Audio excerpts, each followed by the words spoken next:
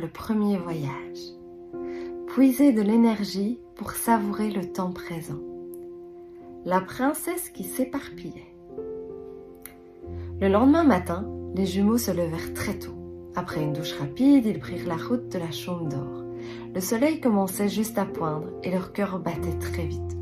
C'était le premier vrai rendez-vous avec la grande sorcière du village. Qu'allait-il bien apprendre? Dès qu'ils s'approchèrent, Mirabella leur ouvrit la porte et les félicita d'être à l'heure. Puis elle leur demanda de s'asseoir. « Chaque jour de la semaine, je vais vous raconter une histoire. Vous aurez juste à m'écouter, c'est tout. Ensuite, vous pourrez vous amuser à percevoir ce que vous ressentez dans votre corps et dans votre tête. Mais pour y arriver, vous devez bien respirer plumer. Je ressens que vous y êtes entraîné. Vous êtes parfait. Alors respire plumer à votre rythme en écoutant la première histoire. J'ai rencontré il y a fort longtemps une princesse qui vivait dans un château très lointain, à des milliers de kilomètres d'ici. Ses parents, la reine et le roi, étaient tous deux musiciens. Ils avaient nommé leur fille Domilia, car ils imaginaient qu'un prénom composé de 3 notes de musique pouvait guider leur enfant vers le chant, le piano et la guitare. Mais il n'en fut rien. La princesse n'avait pas envie de jouer. Elle ne faisait que rêver. Les gens du royaume la voyaient tout le temps à l'entrée du château. Ils se demandaient à quoi elle pouvait penser pendant des heures, assise sans même parler à quiconque. Parfois, ils avaient l'impression qu'elle ne le voyait pas. Les enfants n'avaient pas plus de chance lorsqu'ils souhaitaient jouer avec elle. S'ils lui tendaient une corde à sauter ou un ballon, elle ne réagissait pas. Ses parents auraient bien laissé rêvasser leur fille tout le temps, mais ils avaient l'impression que Domila n'était pas très heureuse et qu'elle ne parvenait jamais à faire ce qu'elle souhaitait. Elle repoussait ce qu'elle avait envie de réaliser, faire du cheval, de la peinture, du théâtre, sans réussir à accomplir ses passions. Elle finissait alors toujours par se poser et rêver au moment passé, ou à tout ce qu'un jour elle pourrait entreprendre plus tard. Fatiguée d'attendre un déclic qui ne venait pas, ses parents décidèrent de faire un très long voyage pour venir me voir, afin que je puisse aider leur enfant. Un messager m'avait prévenu de leur arrivée. Je ne fus donc pas étonnée de les voir tous les 3. Pendant que je parlais avec ses parents, j'observais la jeune princesse qui restait dans sa bulle, comme si nous n'existions pas. Elle m'apparaissait douce et flottante. Ses yeux bleus éclairaient son visage à moitié caché par de larges boucles brunes qui tombaient en cascade sur ses épaules. Je rassurais ses parents. Voilà une artiste qui aime rêver. Elle se réfugie dans sa bulle du passé ou du futur, car elle a simplement oublié qu'elle pouvait être heureuse aussi en savourant le moment présent. La reine et le roi approuvèrent et prièrent de trouver le remède. La nuit suivante, je trouvai la solution et fis venir Domila à l'entrée de ma maison. Je lui demandai de s'asseoir et de surveiller le jardin.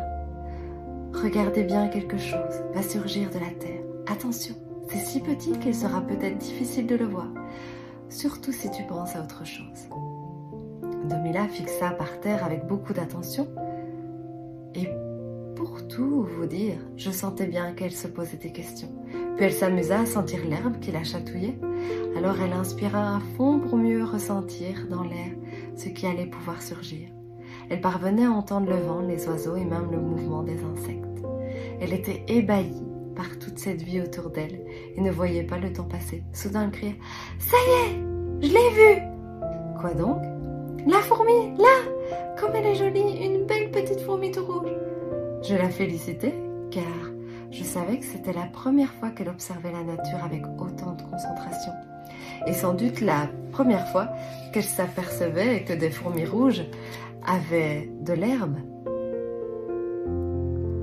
Non, vivaient dans l'herbe. Mais je lui rappelais que la surprise devait sortir de terre. Alors Domila se remit en tête tous les sens ouverts. Ses parents étaient étonnés, ils n'avaient jamais vu leur fille aussi concentrée. Je souriais et je savais que le miracle allait arriver, car j'avais planté dans la terre un bulbe de tulipe. Voilà des mois, et maintenant je savais que la fleur allait enfin sortir. Au bout de plusieurs heures, je voyais bien que la princesse commençait à en avoir assez. Elle avait même failli recommencer à rêver, mais comme elle était curieuse, elle se remit à l'écoute du monde. Heureusement, la tulipe choisit cette fin de journée pour commencer à sortir de terre. Domila m'appela en criant « J'ai vu quelque chose bouger là !» Elle pointait du doigt l'endroit où j'avais planté le bulbe. C'était une toute petite action. Il fallait que Domila soit bien concentrée pour s'en apercevoir. Alors je la félicitais, tout en ajoutant que le spectacle commençait à peine. Je lui expliquais qu'elle devait maintenant arroser la terre pour faire grandir la tige. Domila prit soin de la terre et s'extasia devant la plante qui poussait plus vite que d'habitude. Sans doute parce qu'elle se sentait observée et appréciée, car les fleurs reçoivent les compliments qu'on leur envoie. Domila imagina que le spectacle était terminé et se leva. Mais j'insistais afin qu'elle reste encore quelques minutes. Ce n'était que le début, la touche finale ne tarda pas. La tulipe s'ouvrit totalement pour déployer les pétales d'un rouge flamboyant. La princesse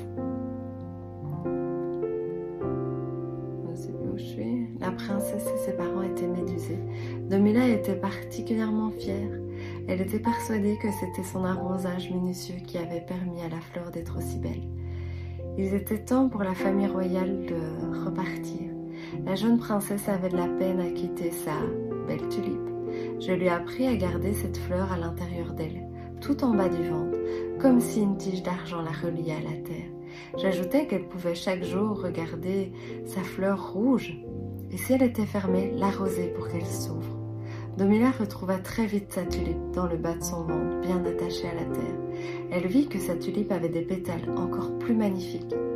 Elle me remercia et se hâta de repartir chez elle pour planter d'autres fleurs rouges dans la terre royale et apprendre à chaque enfant du royaume comment cultiver sa propre plante. Voilà des années que Domila se pose chaque jour dans son jardin, en savourant le moindre instant. Avec les autres enfants de son village, elle cultive les plus belles fleurs de tout le royaume avec une énergie débordante. J'ai appris qu'elle s'était mise à chanter pour toutes les fleurs du monde. Il apparaît que sa voix est si magnifique que sur son passage, toutes les plantes s'épanouissent, comme nulle part ailleurs. Je vous montre un petit image de sa petite tulipe.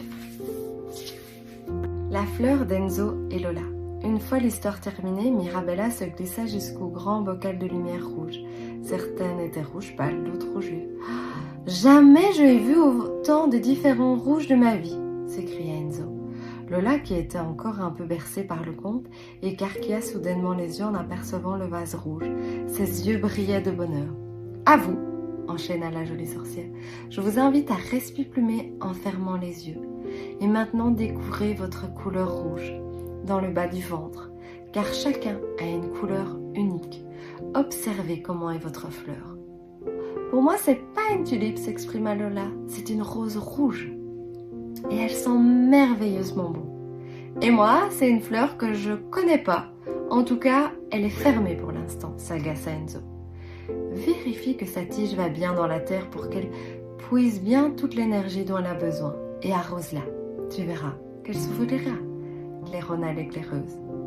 Elle leur conseilla de continuer à percevoir toutes ces zones en leur expliquant que leur fleur rouge leur permettra désormais de savourer chaque instant de la vie, dans le temps présent et d'être en pleine forme. Puis elle les poussa gentiment dehors en leur rappelant d'être à l'heure le lendemain matin pour la prochaine histoire. Une fois rentrés chez eux, les jumeaux continuèrent à observer leur première lumière. La fleur d'Enzo s'était enfin ouverte. Ils ne savaient toujours pas quel type de fleur il s'agissait. Sans doute d'une fleur très spéciale et unique, comme moi, s'écria-t-il. Lola haussa les épaules. Moi aussi, elle est unique, ma rose, d'un rouge que tu n'as jamais vu. Ils s'endormirent en savourant le parfum de leur chambre, la douceur de leurs draps, le baiser de leurs parents venus les border. Ils avaient l'impression que tout était mieux qu'avant. Et sans doute, avaient-ils raison. À ton tour. Je t'invite à bien respirer, au moins 3 fois pour être prêt.